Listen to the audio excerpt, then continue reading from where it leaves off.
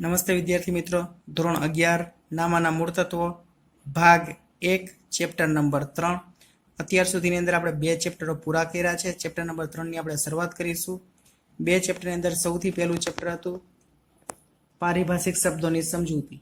હવે એની અંદર આપણે અલગ અલગ પ્રકારના પારિભાષિક શબ્દોની આપણે સમજૂતી કરી હતી. હવે ઘણા બધા આપણે પારિભાષિક શબ્દો આપણે એવા જોયા હતા કે જેનો આપણે અત્યાર સુધીની અંદર નામ તો આપણે જાણતા હતા, પણ એના એકાઉન્ટની અંદર કયો ઉચ્ચાર થાય છે એ આપણને ખ્યાલ નહોતું.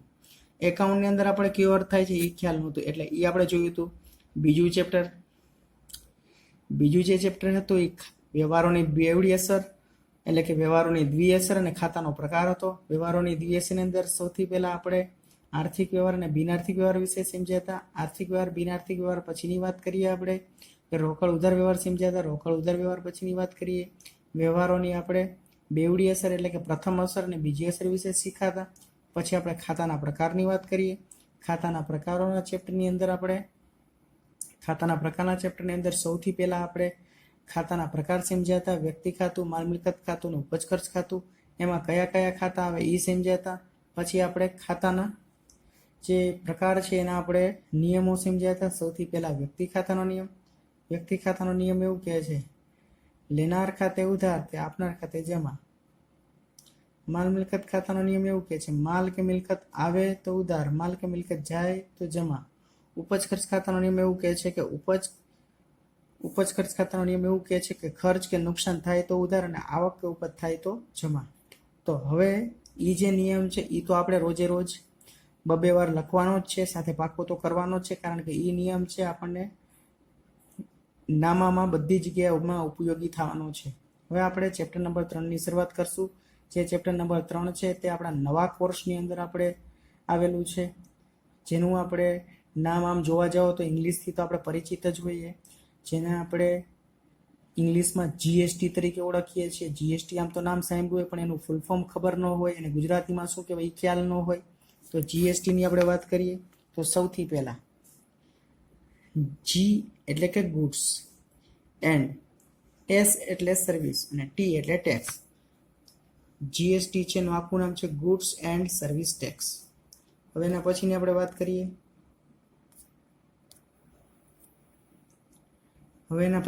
વાત કરીએ. એને ગુજરાતીમાં શું કહેવાય. ગુડ્સ છે એને ગુજરાતીમાં વસ્તુ કહેવાય, સર્વિસ છે એને ગુજરાતીમાં સેવાઓ કહેવાય, અને ટેક્સ છે એને ગુજરાતીમાં કર કહેવાય. હવે જેમ ગુડ્સ એન્ડ સર્વિસ ટેક્સનું ટૂંકમાં આપણે જીએસટી કહીએ છીએ, એમ આપણે ગુજરાતીની અંદર વસ્તુ અને સેવાના કરની અંદર પણ ટૂંકમાં આપણે એને વસેક કહીએ છીએ. કઈ રીતે? તો કે વસ્તુ છે એનો પહેલો શબ્દ વ, સેવાનો પહેલો શબ્દ સે અને કરનો પહેલો શબ્દ ક, એટલે એને ટૂંકમાં વસેક કહેવાય. એવી જ રીતે ગુડ્સ એન્ડ સર્વિસ ટેક્સ છે, એમાં ગુડ્સનો પહેલો શબ્દ જી, સર્વિસનો પહેલો શબ્દ એસ અને ટેક્સનો પહેલો શબ્દ ટી કહેવાય છે. જેમ વસ્તુ અને સેવાઓ કર છે ને ટૂંકમાં વસેક કહેવાય, એમ ગુડ્સ એન્ડ સર્વિસ ટેક્સને ટૂંકમાં જીએસટી તરીકે ઓળખવામાં આવે છે. હવે જીએસટી શું છે? હવે પહેલાના સમયની અંદર આપણા દેશની અંદર ઘણા બધા વેરાઓ લેવામાં આવતા હતા. એને હિસાબે ગવર્મેન્ટને પણ પ્રોબ્લેમ થતો, સરકારે બધા વેરાનો હિસાબ અલગ અલગ રાખવો એના માટે થોડુંક કોમ્પ્લિકેશન થતું હતું, અને આપણા માટે પણ થોડુંક કોમ્પ્લિકેશન થતું હતું કે આપણે બધી જગ્યાએ અલગ અલગ પ્રકારના વેરા ભરવા પડતા હતા. બધા રાજ્ય પ્રમાણે વેરાઓ અલગ અલગ હતા. હવે અહીંયા જે જીએસટીના આવવાથી આપણા દેશની અંદર એક જ સેવા અને એક જ કર થઈ ગયો. આખા દેશની અંદર ગમે તે જગ્યાએ એક જ પ્રકારનો કર લાગુ પડે છે ને કહેવાય છે જીએસટી. આખા દેશની અંદર એક જ પ્રકારનો આપણે અહીંયા કર લાગુ પડે છે, એને આપણે જીએસટી તરીકે ઓળખીએ છીએ. હવે આપણે જીએસટીની ક્યારથી શરૂઆત થઈ છે એ આપણે સમજશું. હવે આપણે વિચારીએ, દાખલા તરીકે કોઈ પણ વસ્તુ તમે લેવા જાશો તો એની અંદર જે ભાવ હશે એના કરતાં આપણે વધારે ભાવ દેવો પડતો હશે. હવે દાખલા તરીકે મોબાઈલની વાત કરીએ, મોબાઈલ છે એની એકચ્યુઅલ કિંમત 10,000 છે, મોબાઈલની કિંમત 10,000 છે અને આપણે એની બદલે એમાં 12,000 ચૂકવીએ છીએ. તો જે 2,000 રૂપિયા જે વધારે ચૂકવા છે એને શું કહેવામાં આવે છે? જીએસટી, એટલે કે ગુડ્સ એન્ડ સર્વિસ ટેક્સ. આ જે પૈસા છે એ કોની પાસે જશે? તો સરકાર પાસે જશે. હવે એના વિશે આપણે અહીંયા સમજવાનું છે. તો સૌથી પહેલા આપણે પ્રસ્તાવના અને અમુક એના પોઈન્ટ્સ જોઈ લઈએ અને પછી આપણે એના પ્રશ્ન જવાબ ચાલુ કરીએ. આ ચેપ્ટર છે એ ટોટલી થિયરિકલ જ છે. જીએસટી વિશે આપણને ટૂંકમાં માહિતી આપેલી છે કે ભાઈ જીએસટી કોને કહેવાય, એટલે આપણને ખ્યાલ આવે એટલા માટે.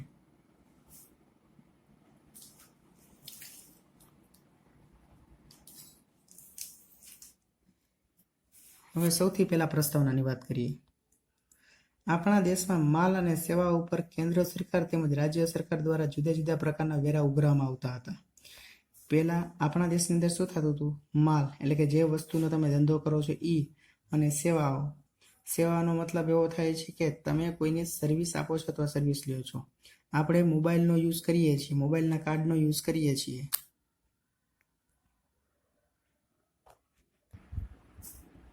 મોબાઈલના કાર્ડનો યુઝ કરીએ છીએ તો એ આપણે શું લઈએ છીએ? સેવા લઈએ છીએ. જેમ આપણે આપણો ધંધો કરતા હોય એમાં માલ લેતા હોય તો સામે એના ઉપર ટેક્સ દેવો પડે, એમ સેવાઓ પણ આપણે લેતા હોય છે આપણા ધંધાની અંદર. સેવાનો મતલબ એવો થાય સર્વિસીસ. હવે આપણે દાખલા તરીકે વાત કરીએ કે ભાઈ મોબાઈલ છે ને યુઝ કરતા હોય તો મોબાઈલનું જે આપણે સર્વિસનો યુઝ કરીએ છીએ તો સામે એનું આપણે બિલ ભરીએ છીએ, પણ જે ઓરિજિનલ બિલ હશે એના કરતાં આપણે વધારે ભરતા હોઈએ છીએ. શું કામ? એને કે એમાં આપણે સેવા ઉપર આપણે ટેક્સ દેવો પડતો હોય છે. એટલે માલ અને સેવા ઉપર કેન્દ્ર સરકાર તેમજ રાજ્ય સરકાર દ્વારા જુદા જુદા પ્રકારના વેરા ઉઘરાવવામાં આવતા હતા. પહેલા કેન્દ્ર સરકાર અને રાજ્ય સરકાર દ્વારા અલગ અલગ વેરા લેવાતા હતા. દાખલા તરીકે કયા કયા વેરા હતા? કે વેટ, એક્સાઇઝ, સર્વિસ ટેક્સ, મનોરંજન વેરો એટલે આપણે પિક્ચર જોવા જઈએ તેમાં આપણે મનોરંજન વેરો દેવો પડે, એન્ટ્રી ટેક્સ, કેન્દ્રીય વેરો વગેરે. હવે આપણે જોયું કે પહેલાના સમયની અંદર આટલા બધા ટેક્સ લેતા હતા એકસાથે. વેટ, એક્સાઇઝ, સર્વિસ ટેક્સ, મનોરંજન વેરો, એન્ટ્રી ટેક્સ. હવે બધા વ્યક્તિઓ માટે એટલે કે પબ્લિક માટે તેમજ ગવર્મેન્ટ માટે, સરકાર માટે આ બધા વેરાનો હિસાબ અલગ અલગ રાખવો પડે. તો બંને માટે આ મુશ્કેલી થતી હતી. સરકારે પણ અલગ અલગ ડિપાર્ટમેન્ટમાં અલગ અલગ વેરાઓના ખાતા રાખવા પડતા હતા.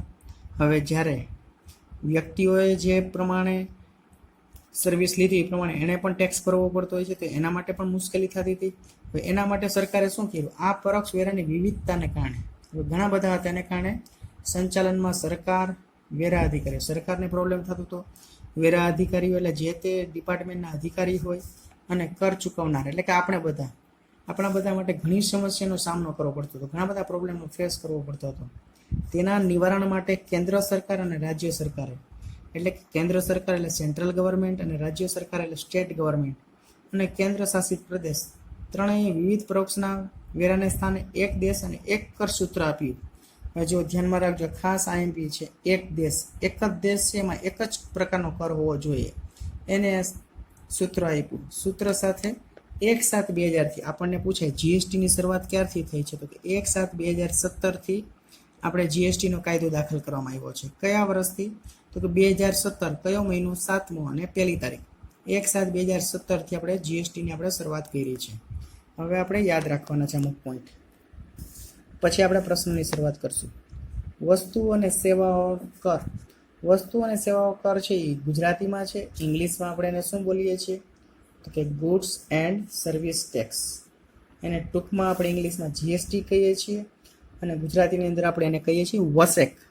વ એટલે વસ્તુઓ, સે એટલે સેવાઓ, અને ક એટલે કર. હવે સરકાર દ્વારા 1 જુલાઈ 2017 દાખલ કરવામાં આવ્યો છે. અને સરકાર દ્વારા ક્યારથી દાખલ કરવામાં આવ્યું છે? 1 જુલાઈ 2017 આપણે જીએસટી દાખલ કરવામાં આવ્યું છે. પછી વસ્તુઓ કે સેવાની પૂરતી સપ્લાય પર લેવામાં આવતો કર એટલે જીએસટી. હવે જીએસટી શું કહેવાય? વસ્તુઓ એટલે આપણે કોઈ વસ્તુઓ છે જેનો ધંધો કરતા એની આપણે ખરીદ વેચાણ કરતા હોય, અથવા તો સેવાઓની આપણે ખરીદ વેચાણ કરતા હોય, સેવાઓની આપણે લે વેચ કરતા હોય, એટલે કે સેવા આપણે કોઈને આપતા હોય તો એના પર લેવામાં આવતો કર એટલે જીએસટી. વસ્તુ અને સેવા પર જે કર લેવામાં આવે છે એને આપણે જીએસટી તરીકે ઓળખીએ છીએ. કેન્દ્રીય વસ્તુઓ સેવાઓ કર એને સીજીએસટી તરીકે ઓળખાય. કેન્દ્રીય એટલે શું કહેવાય? આપણે એનો સેન્ટ્રલ. કેન્દ્રીય એટલે શું કહેવાય છે? સેન્ટ્રલ.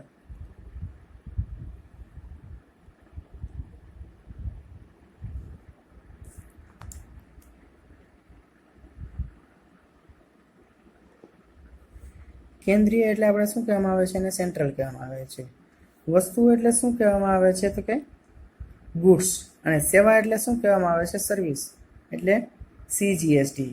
કેન્દ્રીય વસ્તુ અને સેવાઓનો કર. કેન્દ્રીય એટલે સેન્ટ્રલ, વસ્તુઓ એટલે ગુડ્સ, સેવા એટલે સર્વિસ, અને કર એટલે ટી. સીજીએસટીનું આખું નામ શું છે ગુજરાતીમાં? તો કે કેન્દ્રીય વસ્તુઓ અને સેવાઓનો કર. ઇંગ્લિશમાં કેન્દ્રીય એટલે સેન્ટ્રલ, વસ્તુઓ એટલે ગુડ્સ, સેવા એટલે સર્વિસ, અને ટી એટલે ટેક્સ તરીકે ઓળખવામાં આવે છે. હવે રાજ્ય વસ્તુ અને સેવાઓનો કરને આપણે શું કહેવાય છે? એસજીએસટી. રાજ્ય એટલે એને ઇંગ્લિશમાં બોલાય સ્ટેટ, વસ્તુ એટલે ગુડ્સ, અને સેવા એટલે સર્વિસ, અને કર એટલે ટેક્સ. એટલે એસજીએસટી તરીકે ઓળખવામાં આવે છે. કેન્દ્રીય વસ્તુ અને સેવા કરને સીજીએસટી તરીકે ઓળખવામાં આવે છે. રાજ્ય વસ્તુ અને સેવા કરને એસજીએસટી તરીકે ઓળખવામાં આવે છે. હવે કેન્દ્ર શાસિત પ્રદેશ વસ્તુ અને સેવાના કરને આપણે યુટીજીએસટી. કેન્દ્ર શાસિત એટલે શું કહેવાય? યુનિયન ટેરિટોરી, બરાબર, યુનિયન ટેરિટરી કહેવાય છે. યુ એટલે કે યુનિયન, ટી એટલે ટેરિટરી, જી એટલે ગુડ્સ અને એસ એટલે સર્વિસ ટેક્સ. યુટીજીએસટી તરીકે ઓળખવામાં. કેન્દ્ર શાસિત પ્રદેશને આપણે શું કહેવામાં આવે છે? યુટીજીએસટી. હવે આંતરરાજ્ય વસ્તુ અને સેવાઓ કર આઈજીએસટી તરીકે ઓળખવામાં આવે છે. આંતરરાજ્યનો મતલબ શું થાય છે? એક રાજ્ય છે બીજા રાજ્ય સાથે વ્યવહાર કરે તેમાં આઈજીએસટી લગાડવામાં આવે છે. હવે આઈજીએસટી એટલે શું કહેવાય? તો કે આઈજીએસટીનો મતલબ એવો થાય છે input integrated goods and service tax. Input ઇન્ટિગ્રેટેડનો મતલબ શું થાય છે? કે તમે એક રાજ્ય છે બીજા રાજ્ય સાથે વ્યવહાર કરીએ, એક રાજ્ય છે બીજા રાજ્ય સાથે વ્યવહાર કરે ત્યારે આઈજીએસટી લાગુ પડે છે. દાખલા તરીકે ગુજરાતવાળા છે મહારાષ્ટ્ર સાથે આપણે વ્યવહાર કરે તો આઈજીએસટી ટેક્સ લાગુ પડે. આઈજીએસટી એટલે શું કહેવાય? Integrated input goods and service tax. Input integrated goods and service tax એનો મતલબ એવો થાય છે કે આઈજીએસટીની અંદર આપણે ટેક્સ ભરવાનો થશે, પણ શું થશે કે એક સાથે બધો થશે, એક સાથે આપણે બધો ટેક્સ થશે. જો તમે વસ્તુ અને સેવાઓનો કર છે એ તમે રાજ્યની અંદર જ તમે કરશો ને તો આપણે જે ટેક્સ એના બે ભાગ પડશે. દાખલા તરીકે ગુજરાતના બે સિટી છે એમાં તમે આપણે ધંધો કરીએ છીએ તો આપણા જે ટેક્સ એના બે ભાગ પડશે. 18% છે એ આપણે કેન્દ્ર સરકાર પાસે જશે ટેક્સના, 18% છે એ રાજ્ય સરકાર પાસે જશે. જ્યારે તમે કોઈ પણ બીજા રાજ્ય સાથે તમે વ્યવહાર કરશો, દાખલા તરીકે આપણે અહીંયા રાજકોટમાં છીએ ને આપણે કોઈ બોમ્બેવાળા સાથે કરીએ તો એમાં જે ટેક્સ દેશે પૂરેપૂરા જે ટેક્સના પૈસા છે કોની પાસે જશે? કેન્દ્ર સરકાર પાસે જશે. એટલે આઈજીએસટી કહેવાય. જ્યારે રાજ્યની અંદર જ આપણે વહીવટ કરતા હોય કે ભાઈ રાજકોટવાળા છે એ ભાવનગરવાળા સાથે વહીવટ કરે તો એના જે ટેક્સ છે, ટેક્સ તો એટલો જ દેવાનો હોય પણ એના ટેક્સના શું થશે? બે ભાગ પડશે. એટલે વસ્તુ અને સેવાઓનો એક જ કર હેઠળ આવરી લેવામાં આવે છે. વસ્તુ અને સેવાઓને કેવી રીતે એક જ કર હેઠળ? એટલે શું થાય કે ઓલ ઓવર ઇન્ડિયામાં બધી જગ્યાએ વસ્તુ અને સેવાઓમાં એક જ કર લેવામાં આવે છે. રાજ્યની અંદરની પૂર્તિ, રાજ્યની અંદરની પૂર્તિ એટલે શું કહેવાય? રાજ્યની અંદરની પૂર્તિ એટલે એને કહેવામાં આવે છે સીજીએસટી. હવે સીજીએસટીની આપણે વાત કરીએ. સીજીએસટી અને એસજીએસટી બે લાગુ પડે છે. હમણાં જ આપણે વાત કરી હતી કે તમે કોઈ પણ રાજ્યની અંદર વ્યવહાર કરશો, રાજકોટવાળા છે એ જામનગરવાળા સાથે આપણે માલ વેચશે તો એ જે એમાં ટેક્સ દેવું પડે એના બે ભાગ પડશે. 18% છે એ સીજીએસટીમાં જશે અને અડધા છે એસજીએસટીમાં. દાખલા તરીકે 2000 વેરો થાય છે તો 1000 રૂપિયા સીજીએસટી એટલે સેન્ટ્રલ ગવર્મેન્ટ પાસે જશે અને 1000 રૂપિયા એસજીએસટી એટલે સ્ટેટ ગવર્મેન્ટ પાસે જશે. જ્યારે તમે કોઈ પણ બહારના રાજ્ય સાથે વહીવટ કરશો તો તમારા જે ટેક્સ છે એ પૂરેપૂરા કેન્દ્ર સરકાર પાસે જ જશે. એટલે એને આઈજીએસટી કહેવાય. રાજ્યની બહાર વહીવટ કરો, રાજ્યની બહાર આપણે વસ્તુનું ખરીદ વેચાણ કરીએ તો એ પૂરેપૂરા રૂપિયા આઈજીએસટી એટલે કેન્દ્ર સરકાર પાસે જાય છે. ત્યારે રાજ્યની અંદર આપણે કંઈ પણ વ્યવહાર કરીએ તો એના બે ભાગ પડશે, સીજીએસટી અને એસજીએસટી. એટલે કે central goods and service tax અને state goods and service tax. તો આજના આપણા લેક્ચરની અંદર આપણે કેટલું સમજ્યા છીએ? સૌથી પહેલાં આપણે કેટલું સમજ્યા છીએ આપણે સમજી લઈએ. સૌથી પહેલાં આજે આપણે ચેપ્ટર નંબર 3ની શરૂઆત કરી. ચેપ્ટર નંબર 3નું નામ છે goods and service tax. Goods and service tax છે અને આપણે ઇંગ્લિશમાં આપણે જીએસટી કહેવાય છે ટૂંકમાં. આવી જ રીતે ગુડ્સ એન્ડ સર્વિસ ટેક્સનું ગુજરાતી નામ છે વસ્તુઓ અને સેવાઓ કર. વસ્તુઓ અને સેવાઓના કરને ટૂંકમાં વસેક કહેવાય છે. વસ્તુ એટલે વ, સેવાઓ એટલે સે અને કર એટલે ક, વસેક કહેવાય છે. જેમ ગુડ્સ એન્ડ સર્વિસ ટેક્સને ગુડ્સ એટલે જી, સર્વિસ એટલે એસ અને ટેક્સ એટલે ટી એટલે જીએસટી કહેવાય છે. હવે આપણે જીએસટીની શરૂઆત ક્યારે કરી અને શું કામ કરવાની કે થઈ? કારણ કે આપણા દેશની અંદર પહેલાંના સમયની અંદર ઘણા બધા વેરાઓ ચાલતા હતા. રાજ્ય સરકાર માટે પણ પ્રોબ્લેમ થતો હતો, પછી વેરા અધિકારી એના માટે પણ પ્રોબ્લેમ થતો હતો અને જે કર ચૂકવે એના માટે પણ પ્રોબ્લેમ થતો હતો. કારણ કે પહેલાં વેટ, એક્સાઇઝ, સર્વિસ ટેક્સ, મનોરંજન વેરો, એન્ટ્રી ટેક્સ, કેન્દ્રીય વેરો આ બધા વેરા અલગ અલગ પ્રકારના આપણે લેતા હતા. તો હવે એ બધા માટે પ્રોબ્લેમ થતો હતો. એના માટે સરકારે એવું વિચાર્યું ભાઈ બધી જગ્યાએ એક જ પ્રકારનો આપણે કર રાખીએ, બધા રાજ્યની અંદર એક જ સરખો આપણે વેરો ભરવાનો. એટલા માટે બધાય એણે વેરાઓ કાઢી અને એક જ વેરો એને નાખ્યો જીએસટી, એને કહેવાય ગુડ્સ એન્ડ સર્વિસ ટેક્સ. એટલા માટે એને એક દેશ અને એક કરસૂત્ર આપ્યું. એક જ દેશ છે એની અંદર એક જ પ્રકારનો કર ભરવો પડે. અને એની શરૂઆત ક્યારથી થઈ છે તો કે 1 જુલાઈ 2017 આપણે શરૂ કર્યો છે જીએસટીનો કાયદો. હવે આપણે વાત કરીએ. હવે જીએસટી છે એ વસ્તુ કે સેવાની પૂર્તિ પર લેવામાં આવતો કર. એટલે કે વસ્તુ કે સેવાઓ આપણે કોઈને સપ્લાય કરીએ, વેચીએ, તેના ઉપર આપણે ટેક્સ લઈએ છીએ અને જીએસટી કહેવાય છે. હવે જીએસટી છે એમાં સૌથી પહેલાં આવે છે સીજીએસટી. એનું આખું નામ છે central goods service tax. Central એટલે કેન્દ્રીય વસ્તુ અને સેવાઓનો કર, સેન્ટ્રલ ગવર્મેન્ટ પાસેના પૈસા જાય. પછી રાજ્ય વસ્તુ અને સેવાઓનો કર, રાજ્ય એટલે સ્ટેટ. વસ્તુ અને સેવાનો કર એટલે ગુડ્સ એન્ડ સર્વિસ ટેક્સ, એટલે કે રાજ્યની અંદર જ જે ટેક્સ આવે એને એસજીએસટી કહેવાય. હવે આ સીજીએસટી ને એસજીએસટી બે ભાગ ક્યારે પડે? સીજીએસટી ને એસજીએસટી બે ભાગ ક્યારે પડે? જ્યારે આપણે આપણો જે માલ છે, આપણો જે માલ એક જ રાજ્યની અંદર આપણે બે સિટી વચ્ચે વેચતા હોય. દાખલા તરીકે આપણે રાજકોટ રહીએ છીએ ને આપણે વેચીએ છીએ માલ સુરતવાળાને, તો રાજકોટ અને સુરત બંને એક જ રાજ્યની અંદર આવેલા છે. એક જ રાજ્યની અંદર આવેલા છે તો જેટલો ટેક્સ ભરવો પડે એના બે ભાગ પડશે. એમાં અડધા રૂપિયા છે એ કેન્દ્ર સરકાર પાસે જશે ટેક્સના, અને અડધા રૂપિયા છે તે રાજ્ય સરકાર પાસે જશે. આવી રીતે આપણે કેન્દ્ર શાસિત પ્રદેશને શું કહેવામાં આવે છે? UTGST, union territory goods and service tax. જ્યારે આંતરરાજ્ય વસ્તુ અને સેવાઓ કરની વાત કરીએ, આંતરરાજ્યની વાત કરીએ તો આંતરરાજ્ય એટલે શું કહેવામાં આવે છે? એને કહેવામાં આવે છે આઈજીએસટી. આઈજીએસટીનો મતલબ શું છે? કે આંતરરાજ્ય વસ્તુ અને સેવાઓનો કર એટલે કે તમે કોઈ પણ વસ્તુનો માલ વેચો છો, તમે કોઈ પણ વસ્તુમાં માલ વેચો છો અથવા તો સેવા આપો છો, પણ તે ક્યાં છે? રાજ્યની બહાર છે, એટલે કે બીજા રાજ્યમાં આપો છો. હવે રાજકોટવાળા હોય, કોઈ બોમ્બેવાળાને માલ વેચે તો એ રાજ્ય બહાર કહેવાય. એટલા માટે એમાં જે ટેક્સ દેવો પડે એ પૂરેપૂરા જે આઈજીએસટી એટલે કે કેન્દ્ર સરકાર પાસે જ સીધા જશે. એમાં કોઈ ટેક્સના બે ભાગ પાડવામાં આવતા નથી.